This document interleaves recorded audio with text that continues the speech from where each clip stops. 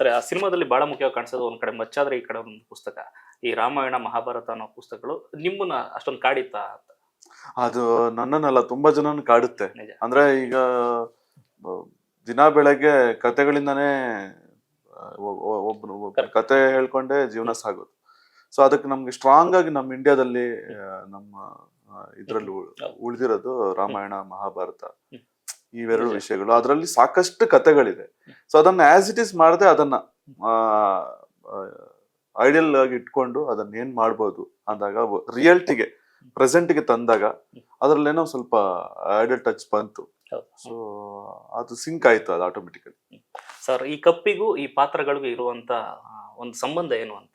Black ಅಂದ್ರೆ ಮೊದಲು ಮಫ್ತಿನಲ್ಲಿ Shivanna block ಪಂಚ ಶರ್ಟ್ ಅಲ್ಲಿ ಕಾಣಿಸ್ಕೊತಾರೆ, ಈಗ ಮತ್ತೆ ಕರಿ ಕೋಟ್ ಹಾಕಿ ಬರ್ತಾ ಇದಾರೆ. ಸೊ ಕಪ್ಪು ಅನ್ನೋದು ಏನ್ ಅರ್ಥವನ್ನ ಅಥವಾ ರೂಪಕವನ್ನ ತೋರಿಸುತ್ತೆ? ಡಾರ್ಕ್ನೆಸ್ ಅಂದ್ರೆ ಕತ್ತಲು.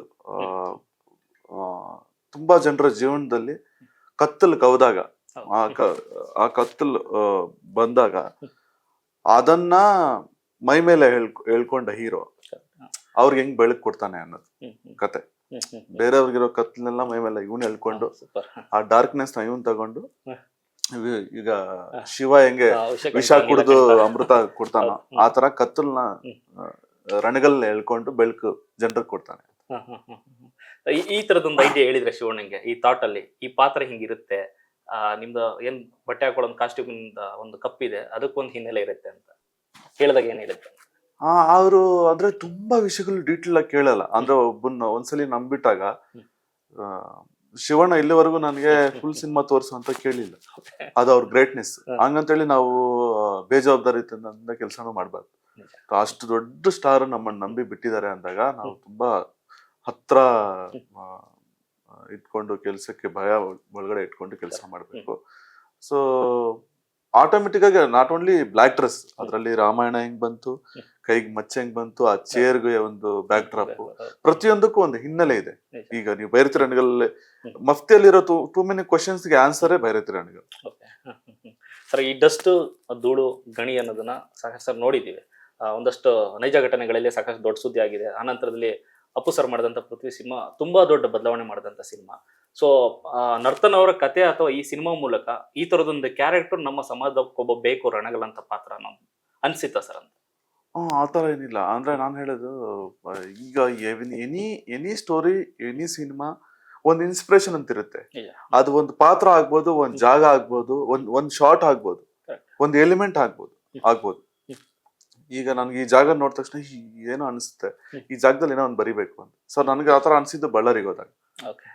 ಬಳ್ಳಾರಿ ಮೈನ್ಸ್, ಆ ಟ್ರಕ್ಸ್, ಅದು ಇದೆಲ್ಲ ನೋಡಿದಾಗ, ಇದು ಒಬ್ಬ ದುಡ್ಡು ಮಾಡ್ದವನು, ಒಂದು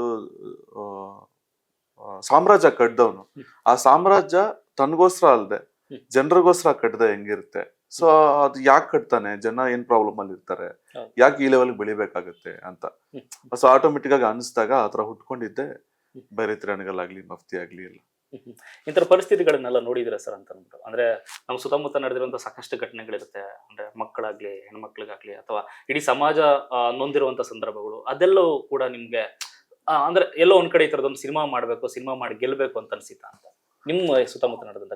ಆತ ಅಂದ್ರೆ ಎಮೋಷನಲ್ ವೈಸ್ ಅಂದ್ರೆ ಸರ್, ಈಗ ಎನಿ ಸಿನಿಮಾಗೆ ಎಮೋಷನ್ ಅನ್ನೋದು ಕಾಮನ್ ಇರುತ್ತೆ. ಅಂದ್ರೆ ನೀವು ಬೆರಳೆಣಿಕೆ, ಐದರ್ ಫಾದರ್ ಎಮೋಷನ್ ಇರುತ್ತೆ, ಮದರ್ ಎಮೋಷನ್ ಇರುತ್ತೆ, ಲವ್ ಇರುತ್ತೆ, ಅಣ್ಣ ತಮ್ಮ ಇರುತ್ತೆ, ಫ್ರೆಂಡ್ ಇರುತ್ತೆ, ಇಲ್ಲ ರಿಲಿಜಿಯಸ್ ಆಗಿ ನಮ್ಗೆ ದೇವ್ರದ್ದು ಎಮೋಷನ್ ಇರುತ್ತೆ. ಇದು ಬಿಟ್ಟು ನಮ್ಗೆ ಎಮೋಷನಲಿ ಜಾಸ್ತಿ ಇಲ್ಲ. ನೀವ್ ಇಷ್ಟು ಸಾವಿರ ಸಿನಿಮಾಗಳು ನೋಡಿದ್ರು, ಲಕ್ಷಗಟ್ಟಲೆ ಸಿನಿಮಾಗಳು ನೋಡಿದ್ರು, ಈ ಎಮೋಷನ್ಗಳ ಸುತ್ತಾನೆ ಸುತ್ತಬೇಕು. ಆ ಎಮೋಷನ್ ನೀವು ಯಾವ ಸೀನ್ತು ಪ್ರೆಸೆಂಟ್ ಮಾಡ್ತೀರಾ. ಈಗ ನೀವು ಆವತ್ತಿಂದ ಇವತ್ತವರೆಗೂ ರೈಸ್ ತಿನ್ಕೊಂಡೇ ಬರ್ತಾ ಇದೀರಾ, ಬಟ್ ಅದರಲ್ಲಿ ಚಿತ್ರಾನ್ನ ಬಂತು, ಪುಳಿಯೋಗರೆ ಬಂತು, ಬಿಸಿಬೇಳೆ ಬಂತು, ಬಿರಿಯಾನಿ ಬಂತು, ಎಗ್ ಫ್ರೈಡ್ ರೈಸ್ ಬಂತು, ನಾಳೆ ಬೆಳಗ್ಗೆ ಇನ್ನೊಂದೇನೋ ಬರುತ್ತೆ. So rice is the basic content, emotion is the basic content. ಅದನ್ನ ನೀವು ಯಾವ ತರ ಬ್ಲೆಂಡ್ ಮಾಡಿ ತಗೊಂಡ್ ಸಮಾಜಕ್ಕೆ ಕೊಡ್ತೀರಾ, ಸಿನಿಮಾ ಕೊಡ್ತೀರಾ ಅನ್ನೋದೇ. ಎಮೋಷನ್ ಅನ್ನೋದು ಯಾವತ್ತು ನಮ್ ಸುತ್ತಾನೆ ಇರುತ್ತೆ, ನಮ್ ಪಕ್ಕನೇ ಇರುತ್ತೆ. ಅದನ್ನ ನಾನು ಯಾವ ತರ ಹೇಳ್ಬೇಕು ಅನ್ನೋದೇ